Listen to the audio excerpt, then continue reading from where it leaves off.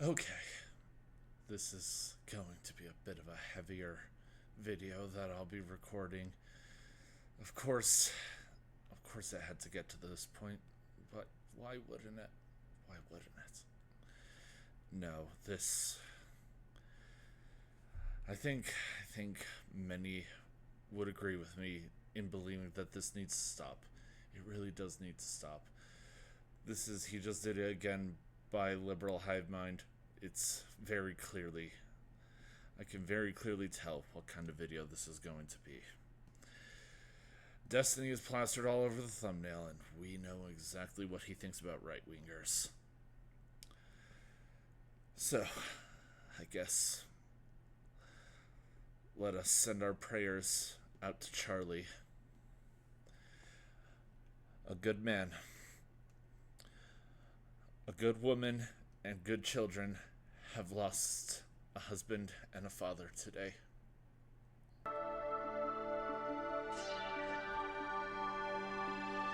Hey guys, welcome to the Liberal Hivemind, a channel solely focused on exposing the abundant hypocrisy of the left, or in this case, the vile nature of the radical modern left. The people that are calling us violent because of our words are the ones committing violent acts and murdering us. Words aren't murdering us. Words aren't violence. Murder is violence. Words to live by. That will never reach them because, sadly, they've already been inoculated. They've already been brainwashed. They will never be convinced to think otherwise.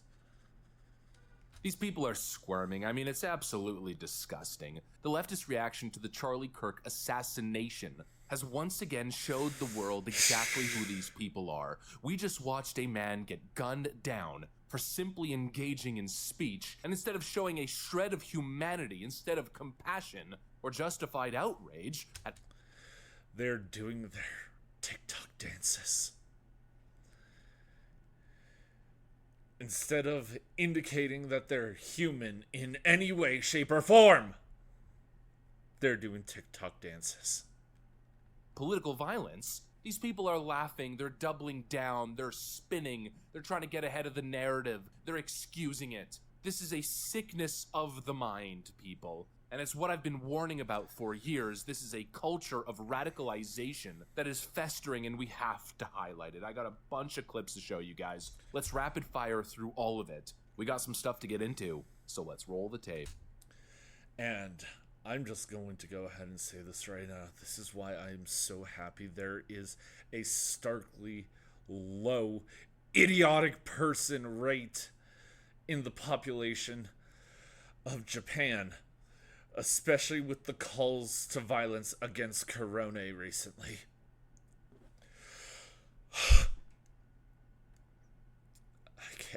I can't. Okay, so I want to start off with this Destiny clip. Folks, this right here, this is one of the top leftist thought leaders in the online space. Has more views than Hassan. Literally more popular than Hassan. And what is he saying? I think we all know what he is saying.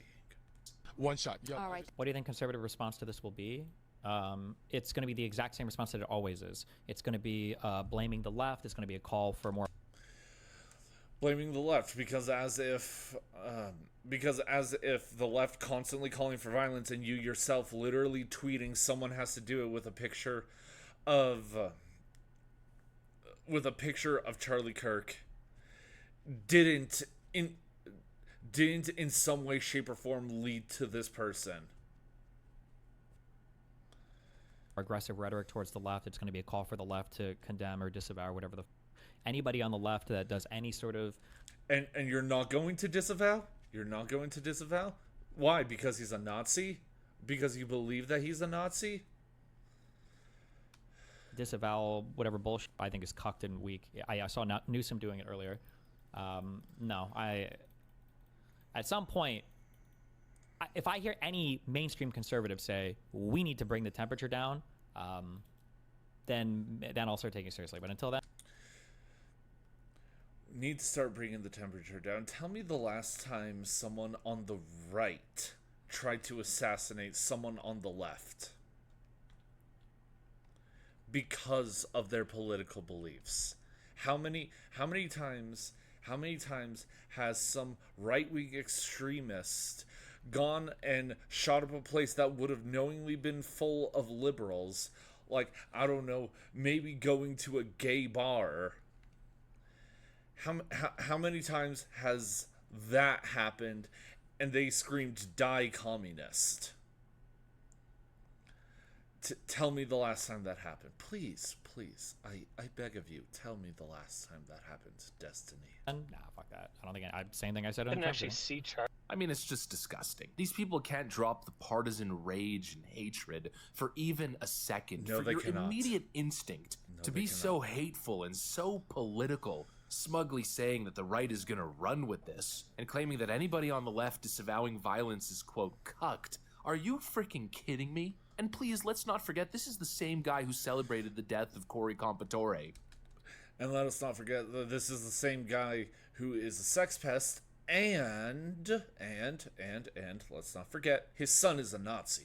The family man and firefighter who lost his life standing behind President Trump as an absolutely deranged psycho attempted to assassinate the president, just barely missing him, but so tragically striking Cory Compatore. Clearly, what we are seeing here is soulless. These people have no heart. You know, my wife was sitting behind me during the workday, as she usually does today, and after doom scrolling through all the vile rhetoric that we're seeing coming from the left all over social media and all the news clips, she turned to me, she looked at me dead serious, and she said, and I quote, "These people are demons. What is going on?" And I don't have an answer to what's going on, and I also have a hard time refuting the whole demon statement. How else can you describe this ghoulish behavior? And of course, speaking of ghoulish behavior, it doesn't end with Destiny. No, as we know, it's of course it never widespread. does. I want to Of show you course it guys some of the never does. MSNBC clips that came right after the initial reporting. This was MSNBC's live reporting after Charlie Kirk got shot. They started off with this clip. He's been one of the most divisive,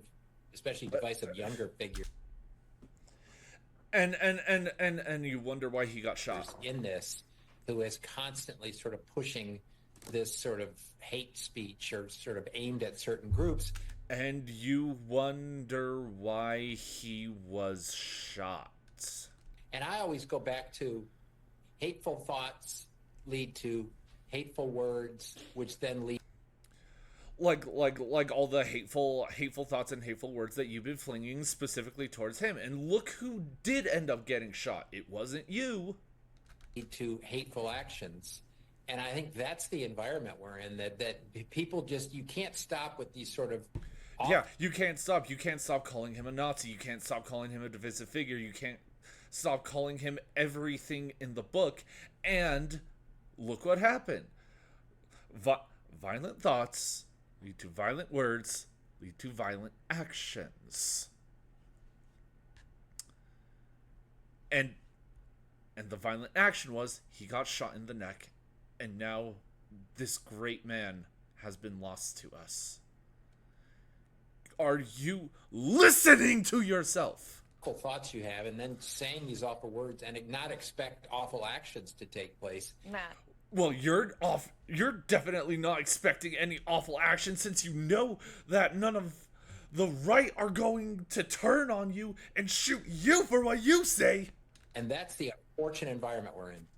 Some despicable clown essentially justifying a man being shot in the neck because of words, because of simple political policy disagreements. And right before that, we had Kate Turr, the woman running the MSNBC segment at the time. When she was presenting the story live, she had to try to get ahead of the narrative, labeling Charlie Kirk as divisive, polarizing, in the same breath as she's reporting that he was just shot. Yeah, we're showing, by the way, our affiliate in Utah and the aftermath of the shooting. You could see people running away pretty quickly, as you would imagine they would do at gunshots. The FBI director, Kash Patel, has weighed in on this. He just tweeted the following: "We're closely monitoring reports of the tragic shooting involving Charlie Kirk at Utah Valley University. Our thoughts are with Charlie, his loved ones, and everyone affected. Agents..." Right. That's why you keep calling him divisive, and keep calling him a Nazi, and keep calling him a misogynist, a bigot, a racist, all the things in the book. Will be on the scene quickly, and the FBI stands in full support of the ongoing response. and the investigation. Charlie Kirk is a divisive figure, polarizing, lightning rod, whatever term you want to use. Why? Well, he's one of MAGA's most prominent voices online. He hosts a near daily podcast. He opines on almost everything. He's been very closely aligned with the president since his initial run for office in 2015, 2016. And his ties to Trump really elevated his own brand. He was really quite young as an activist when the president launched his initial campaign. And he has kind of ridden along with MAGA since 2016 and built up a massive, massive brand of his own.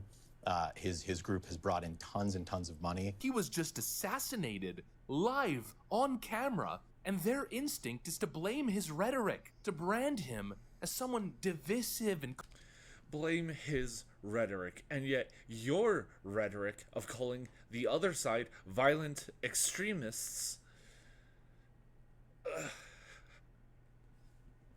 I could go on and on and on and on and on and on and on. I'm gonna say. controversial, who basically had it coming. It's so deeply disturbing. And then, of course, in that same segment, it just continued to get worse. She then immediately pivots to Trump, as they always do. Perfect, because As they always do. as we were just talking about a moment ago with Alan, They try to assassinate Trump.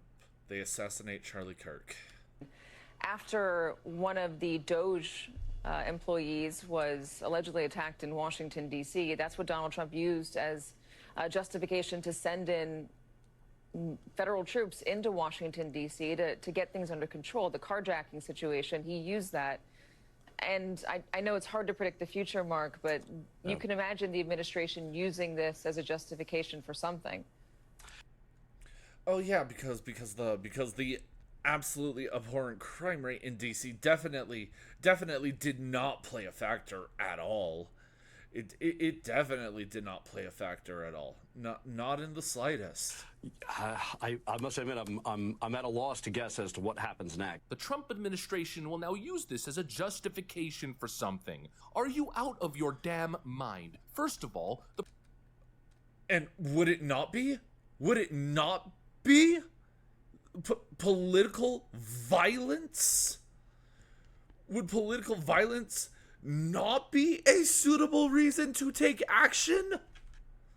the president should absolutely use this. And no, he doesn't need to use this as justification. The justification is staring you in your face. Left-wing political violence is out of control. It's happening again and again. And every time, the same media ghouls try to cover for it, excuse it. Or as you're going to notice in a lot of their rhetoric, if you guys are watching the news, they're doing the both sides thing. Political violence on both sides.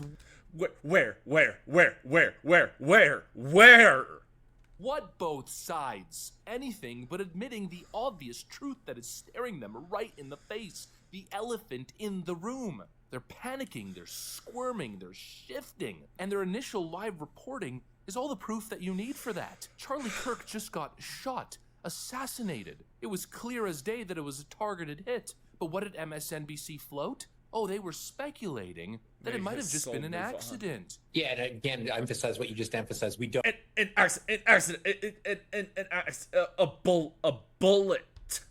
A bullet shot at a prominent political figure. Oh yes, it was.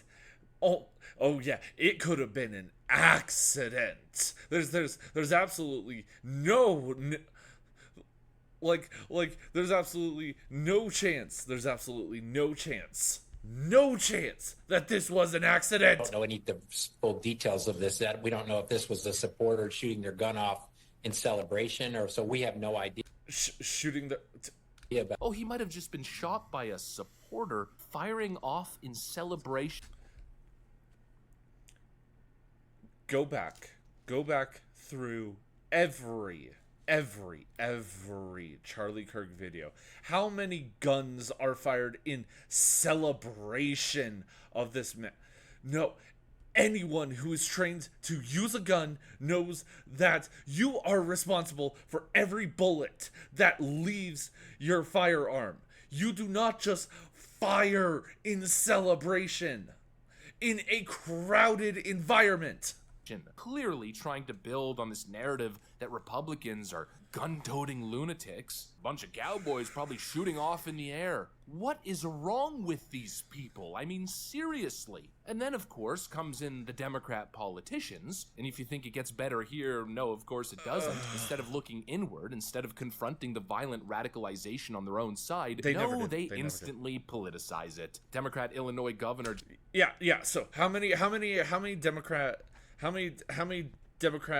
governors, congressmen, how many Democrat politicians are going to be saying, we need more gun control? No. J.B. Pritzker comes in and immediately tries to shift the blame on President Trump and invokes, once again, January 6th.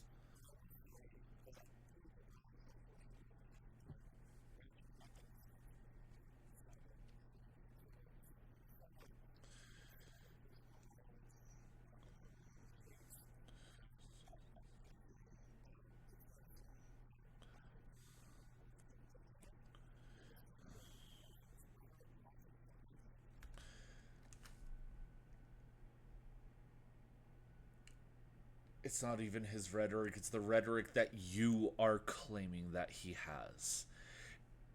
It's you saying that he's coming for your rights. It's you saying that he's going to do all these horrible things to you. It's you lying to your people, telling them that it's the end of times.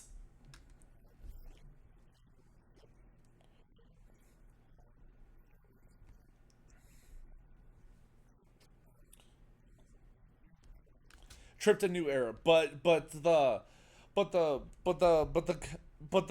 summer of love, where cities were being burned down, monuments were being torn apart. No, that didn't do anything. That didn't do anything. And also, once again, invoking January 6th, that was literally over 4 years ago. Literally over 4 years ago. And that's all they got. That's all they got.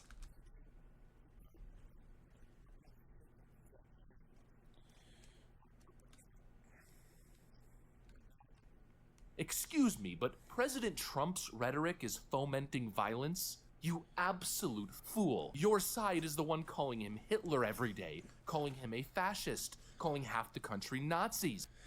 Fascist, bigot, racist, Nazi, misogynist. The list. All the buzzwords. Just all the buzzwords. Your last president labeled Trump supporters a threat to the homeland. A threat to the homeland. Labeled them as garbage. You guys have tried to destroy him and everyone around him in a million different ways with smears and hoaxes and psyops. Meanwhile, all President Trump and all Charlie Kirk ever wanted to do was make America great again, implement policies that they thought would be good for the country, engage in open dialogue on ideas, and you guys weaponized a mob against them. And now you blame him, you blame Donald Trump, and you blame Charlie Kirk for the bullets that are being fired in their direction. I am beyond disgusted. And you know, it's an insult to our intelligence. They think we're stupid. They're saying all this as the left is actively celebrating violence, celebrating Charlie Kirk's death all over social media. But they have to ignore it. They have to ignore it. They can't say that they know. They can't say that they know. They can't imply that they know. But they know. They know. We all know they know.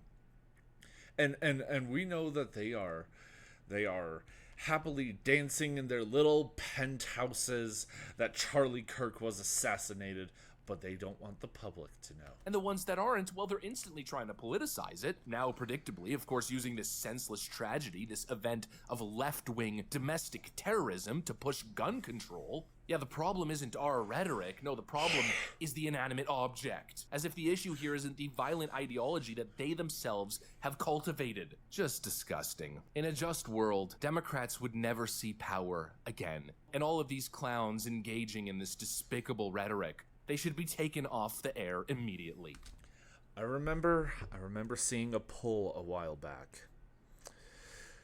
Would the founding fathers be proud of where America is? And 88% of the votes, and this had over 300,000 people voting on it.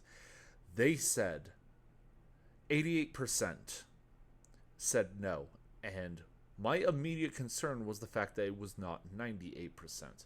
America has officially done everything that George Washington said we should not do. Don't develop a two-party political system.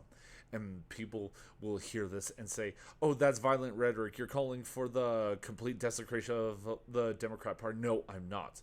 The reason why I believe that this is a completely just and valuable thing is because of exactly this. Political violence. You have one side versus the other side.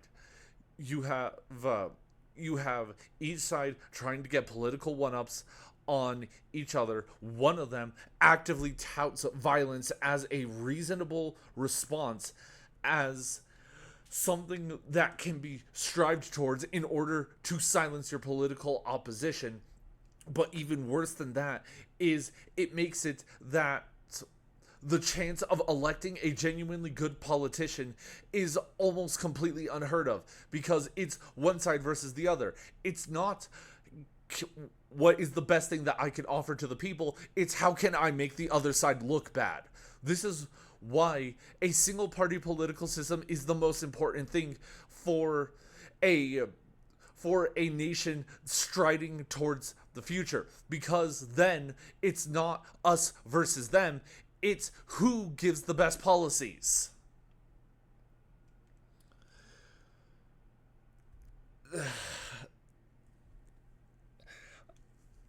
This is just so horrible.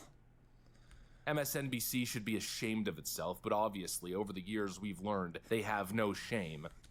What a truly heartbreaking and vile day. Exactly. Yeah, so, one, no two-party political system. We failed that, and I've given my very clear reasons why it's a bad thing for the country. Something that George Washington from 1776 understood. Don't rack up too much debt. Well, look where we are now. Trillions in debt, but at least there's a chance for us to be able to start paying it back. And don't get involved in foreign affairs. And don't even get me started on how American involvement in political affairs has led to political violence in this country. Look at every bit of violent rhetoric that Hassan has told. Look at the number of people that have been killed by people screaming to free Palestine. America should not be. It needs to stop. It all needs to stop.